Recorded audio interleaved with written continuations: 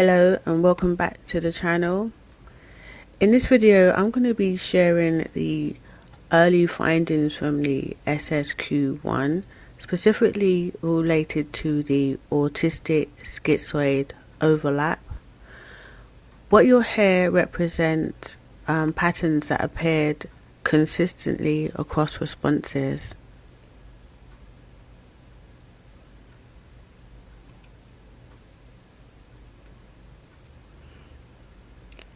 The SSQ stands for Schizoid Spectrum Questionnaire.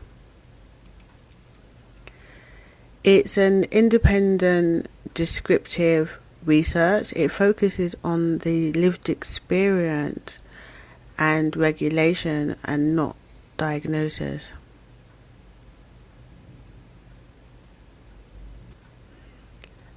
Many people recognize both autistic and schizoid patterns in their functioning, yet the existing language often feels incomplete, and this overlap is rarely described with any clarity.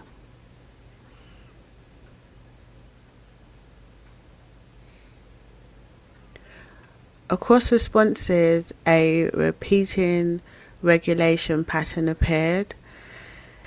Engagement increases strain. Withdrawal allows reorganization, and clarity supports return. There were three key themes that emerged in relation to the autistic-schizoid overlap, and the first one was distance as being stabilizing. It was found that distance often supports clarity rather than avoidance. It reduces internal load and helps people to realign.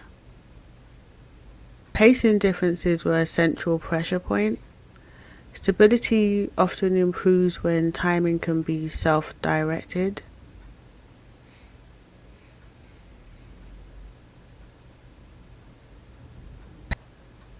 And finally, internal organization. Withdrawal was frequently described as an active internal process. People will turn inwards to regroup before re-engaging.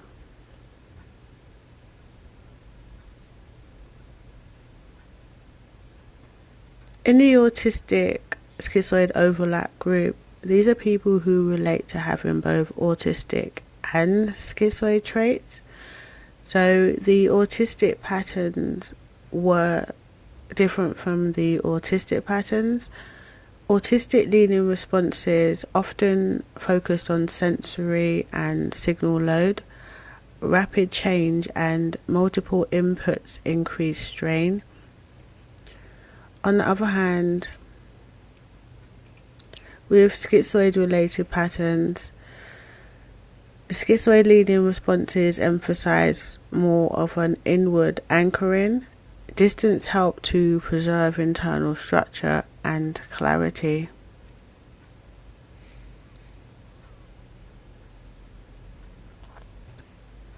What was found was that the overlap is not one structure.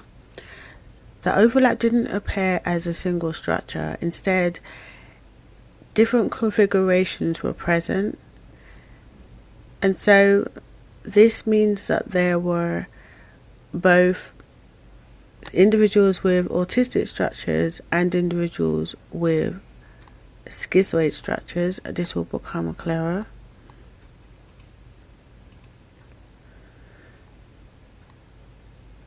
So there were two common configurations: autistic individuals using schizoid-style distancing as regulation, and also schizoid-orientated individuals who also experience sensory strain.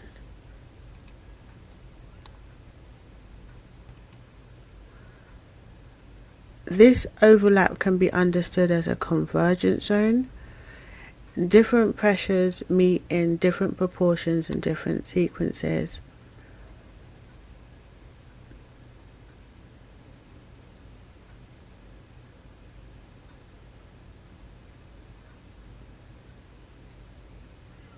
This helps to explain why some people feel in between. Regulation may be shaped by both sensory strain and structural distancing needs.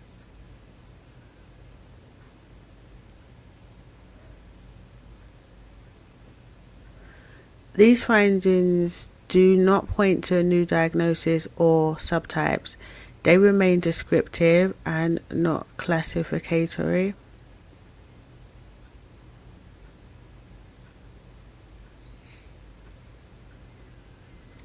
What this can offer: clearer language can reduce self-doubt. Recognition of layered regulation often brings relief, meaning that a person doesn't need to be one or the other. They can experience facets of both.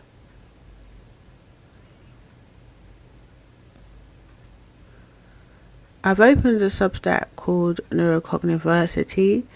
It's a slower written space for reflection without pressure to make any conclusions. The link is in the description below. This is a place where I'll be putting articles so that people can read them at their own pace. Future work will continue to observe pacing, load, and internal organization, and this will unfold gradually.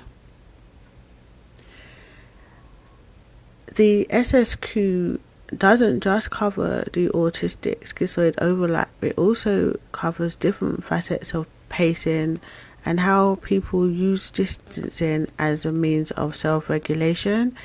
It also looks at some of the ways that gifted patterns interact with schizoid and autistic patterns. So there is a lot of diverse information that has come forth from this study. But this is it for now. I just wanted to share the results of the autistic schizoid overlap so that people could understand a little bit more about what people were saying through their responses. So thanks to everyone who took part in the SSQ1. You can find the link to the Substack in the description below the video.